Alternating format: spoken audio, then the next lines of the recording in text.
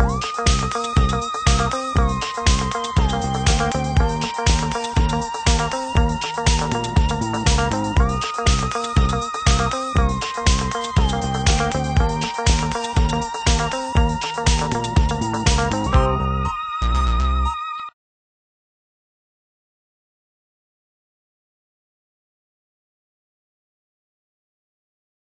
went 2 or 3 times a week, not every night, but 2 or 3 times a week, and just became very excited about filmmaking, but didn't really think I would try to make it myself until I saw an Orson Welles film which had Touch of Evil, which had a wonderful tracking shot at the very beginning that went on for 2 or 3 minutes, maybe longer, as he crosses, as Charlton Heston crosses from the United States into Mexico. And I was amazed by this shot. I thought, how did they do this? This is astonishing. And then, of course, there's a bomb that blows up at the other end. I don't know if you know the film, but and it was, for me, an amazing minute in my personal life about making decisions about wanting to become a filmmaker, because after I saw that shot, I liked the film, but the shot was amazing. I realized I wanted to make some kind of film, and not necessarily the kinds of films that Orson Welles made, not necessarily fiction, but something that had to do with moving images.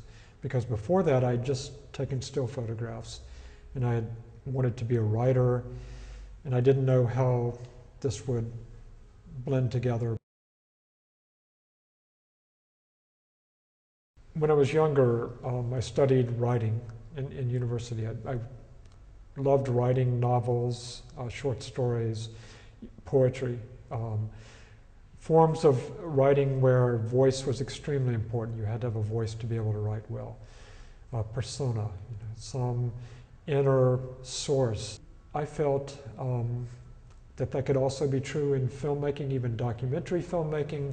There weren't many examples of voice, and I don't mean voiceover, but I mean something more inside of a person. Voiceover being very important to making a film, I thought it might be interesting to actually try to join writing, subjective writing, almost a fictional type writing, with objectively gathered images from documentary filmmaking. And I began to experiment with putting those two things together, and other people were doing this too. I wasn't the first. But I think it was that juxtaposition that became very engaging to me, and also that I could do it on my own. I didn't need a huge amount of money. I didn't need a big crew. In fact, I needed a crew half the size of your crew to do what I wanted to do, and that was very appealing to me.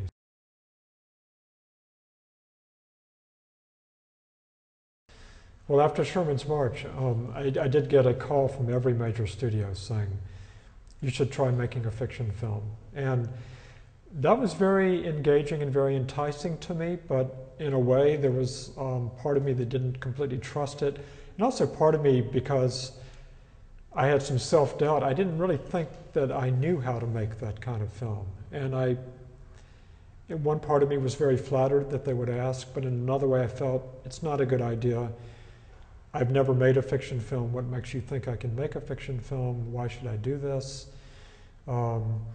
And also, I just, with Sherman's March, had created something that had been very successful, and it seemed to me I could keep going in that direction if I wanted to. So why would I shift now, especially when there were so many people in Hollywood trying to make fiction film? I tried one time many years later with Miramax Films, a big company in the United States. They asked me to write a script, and I did. Nothing happened with it. So I think, maybe that was the confirmation of what I thought. It's not that I have anything against fiction, but I feel that for whatever reason, I was meant to make documentary films, and not even standard documentaries, but personal essay films, I guess you would say. Often I'm filming, not continuously, but frequently, having no idea what the footage will be useful for, just because I have a daughter, I see her doing something interesting,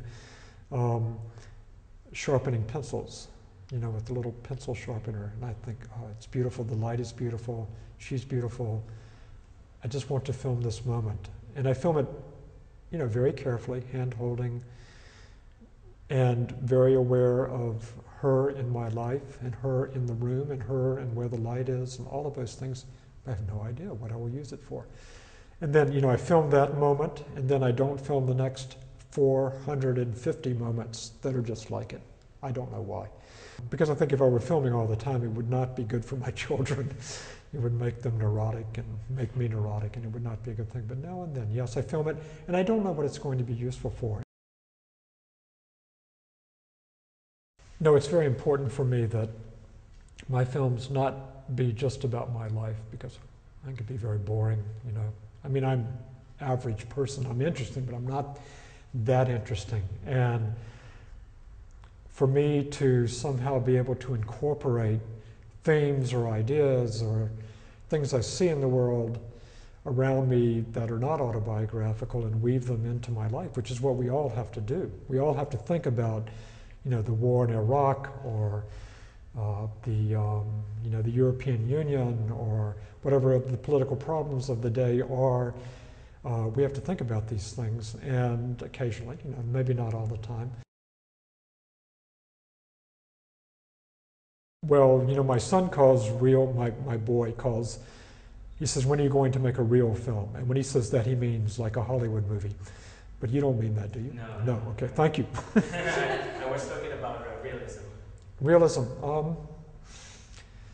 Well, I made a film called Space Coast, for instance, which was about a community in Florida, Cape Canaveral, Florida, just Cape Kennedy, around the rockets to the moon and the satellites. And, you know, that was a film that was about just that reality, not about my own life at all.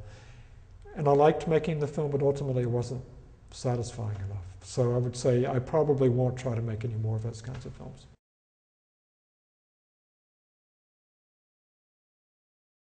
Part of this is because of digital technology, like this camera, has made it very easy for people to experiment and try things with their own lives, and I think that's really good. That's great. That's democracy, you know, for media, and I'm in favor of that. I think it doesn't really affect me, but I think that it makes it harder for people who program television stations and film festivals to fight their way through all the films they get, because some of them are not very good.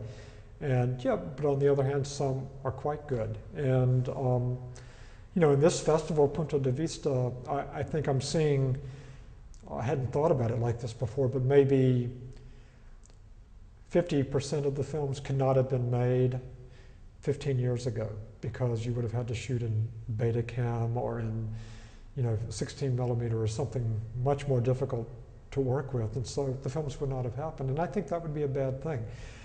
I do think that you can't bankrupt reality, I would say, and I think it's an inexhaustible source of interesting situations, but it does make it a little bit more difficult for people like me who've been doing it for a long time to go find something fresh and new to film, or to find something and attach it to your own life in a way that's fresh and new, because now so many people are doing it.